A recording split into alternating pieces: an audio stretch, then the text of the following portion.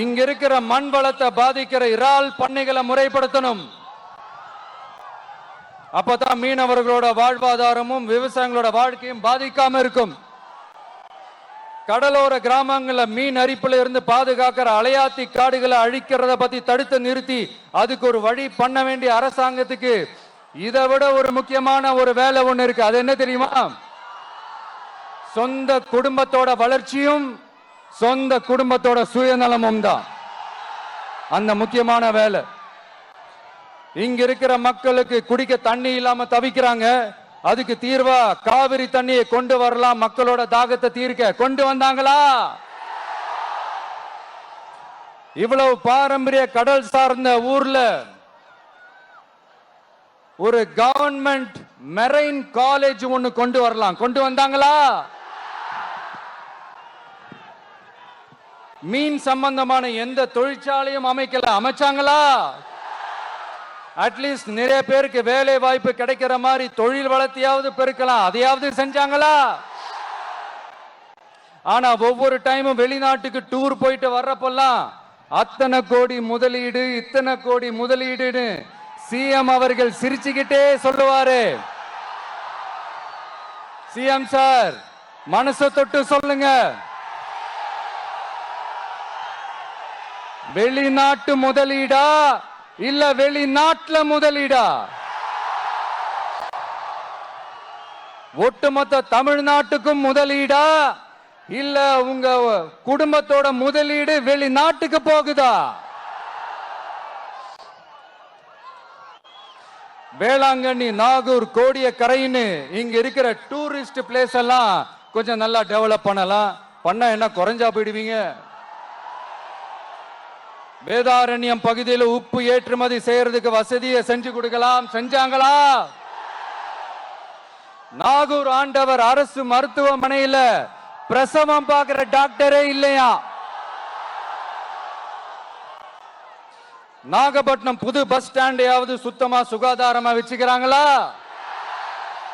Nagapattinam railway station வேலைகளை சீக்கிரமா முடிச்சு வைக்கலாம். அதையாவது செஞ்சாங்களா? இங்க ஏற்கனவே இருந்த ஸ்டீல் ரோலிங் மில்லையும் ரயில் பெட்டி தயாரிக்கிற தொழிற்சாலை மூடிட்டாங்க. அத மறுபடியும் திறந்தா நிறைய பேருக்கு வேலை வாய்ப்புகள் கிடைக்கும். ஏன் அதை பத்தி யோசிக்கல? மேலக்கோட்டை வாசல் NH மேம்பாலம் கட்டி 50 வருஷம் ஆச்சு. அது சரியா மேம்படுத்தலாம். அதை செஞ்சாங்களா? Thanjavur to Nagapattinam NH road வேலை பல வருஷமா நடக்குது. இன்னும் முடிச்ச பாடே காணும். அதை வேகப்படுத்தி முடிச்சிருக்கலாம். அதையாவது செஞ்சாங்களா? ரொம்ப முக்கியமா நெல்லு மூட்டையெல்லாம் மழை காலத்துல வெள்ளத்துல நனைஞ்சு நம்ம விவசாயிங்க எவ்வளவு வேதனைப்படுறாங்க. அதுக்கு சரியான ஒரு குடவுன் கட்டி தரலாம். அதையாவது கட்டி தந்தாங்களா? எலெக்ஷனுக்கு முன்னாடி திமுக காரங்க வந்து செய்வோம் செய்வோம் செய்வோம் செய்வோம்னு சொன்னாங்களே, செஞ்சாங்களா? இதெல்லாம் எதுவுமே செய்யாம எல்லாத்தையும் செஞ்ச மாதிரியே அதையும் பெரியமையா வேற சொல்லுவாங்க. வணக்கம். என்னுடைய வெளிநாட்டு பயண அனுபவங்கள் மற்றும் புதுசாக தொடங்கப்பட்டிருக்கக்கூடிய திட்டங்கள், அரசியல் சம்மந்தப்பட்ட கேள்விகள்னு மக்களுடன் ஸ்டாலின் ஆப்பில் கேள்விகள் வந்திருக்கு. அதுக்கான பதில்களை உங்களின் ஒருவன் பதில்கள் மூலம் உங்ககிட்ட இன்னைக்கு பகிர்ந்துக்கிறேன்.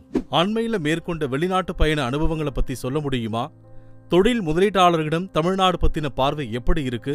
முதலீட்டாளர்கள் சந்திப்பை பொறுத்த வரைக்கும் ஜெர்மனியில் முதலீட்டாளர்களை சந்தித்து நம்ம தமிழ்நாட்டில் எப்படியெல்லாம் கட்டமைப்புகளை உருவாக்கியிருக்கிறோம், எவ்வளவு படித்த திறமையான இளைஞர்கள் இருக்காங்க, இங்கே படிச்சுட்டு இருக்கிற மாணவர்களுக்கு சிலபஸ் தாண்டி எப்படியெல்லாம் ஸ்கில் டெவலப்மெண்ட் பண்ணுறோம்னு ப்ரெசன்டேஷன் பண்ணோம்.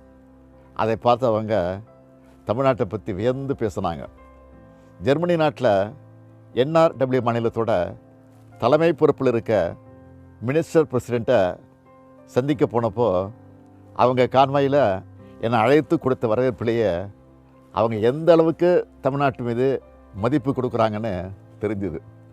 முதலீட்டாளர்கிட்ட பேசும்போது இந்தியாவிலேயே அதிக எண்ணிக்கையில் பெண்களுக்கு நம்ம வேலைவாய்ப்பு கொடுத்துருக்கிறத பெருமையோடு சொன்னாங்க.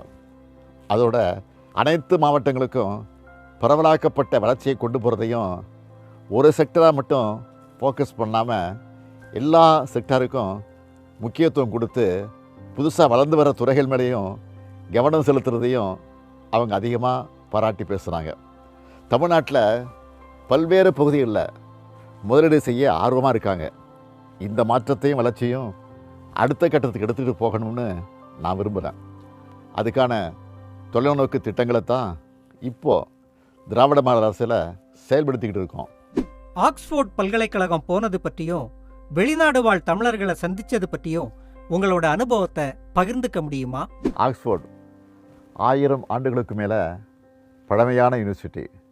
அங்கே பல்வேறு நாடுகளிலிருந்து வந்திருந்த பேராசிரியர்கள், மாணவர்கள் அவங்களுக்கு முன்னாடி தந்தை பெரியாருடைய படத்தை திறந்து வச்சுட்டு ஐயாவை பற்றி பேசினப்போ மெய் சிலுத்துச்சுன்னு சொல்லுவாங்களே, அப்படி இருந்துச்சு. ஜெர்மனி மற்றும் லண்டனில் தமிழ்நாட்டை சார்ந்த யாரை சந்தித்தாலும் அவங்க சொன்னது, இடஒதுக்கீட்டில் படித்து முன்னேறி தான் வெளிநாடு வந்திருக்கிறேன், எங்கள் குடும்பத்தில் நான் தான் முதல் தலைமுறை பட்டதாரி. தலைவர் கலைஞர் முதல் தலைமுறை பட்டதாரிகளுக்கு கல்வி கட்டணத்தை ரத்து பண்ணது தான் நான் இந்த அளவுக்கு முன்னேறி வர காரணம். அரசு பள்ளியில் படித்து இப்போ லண்டனில் உயர்கல்வி படிக்கிற மாணவர்கள் நம்ம திராவிட மாடல் அரசு கொண்டு வந்த ஃபுல் ஸ்காலர்ஷிப்போடு இங்கே இருக்கணும்னு சொன்னாங்க. இந்த மாதிரி பல மறக்க முடியாத அனுபவங்கள் கொண்டதாக என்னோடய ஐரோப்பிய பயணம் இருந்துச்சு. நான் இங்கே குறிப்பிட்டு சொல்ல வேண்டியது, அங்கே உள்ள மக்கள் பொது இடங்களில் எந்த அளவுக்கு செல்ஃப் டிசிப்ளினை கடைப்பிடிக்கிறாங்கன்னு கவனித்தேன். இந்த பொறுப்புணர்ச்சி இங்கேயும் வரணும்னு ஆசைப்பட்றேன். செய்திகளை உடனுக்குடன் தெரிந்து கொள்ள கீழ்கண்ட கேபிள் மற்றும் டிடிஹெச் நெட்வொர்க்குகளில் எம்நாடு செய்தி தொலைக்காட்சியை காணுங்கள். பாதகம் செய்பவரை கண்டால் நாம் பயம் கொள்ளலாகாது பாப்பா. மோதி மிதித்து விடு பாப்பா, அவர் முகத்தில் உமிழ்ந்து விடு பாப்பா. அண்மை செய்திகளை உடனுக்குடன் தெரிந்து கொள்ள இணைந்திருங்கள் எம்நாடு தொலைக்காட்சியுடன்.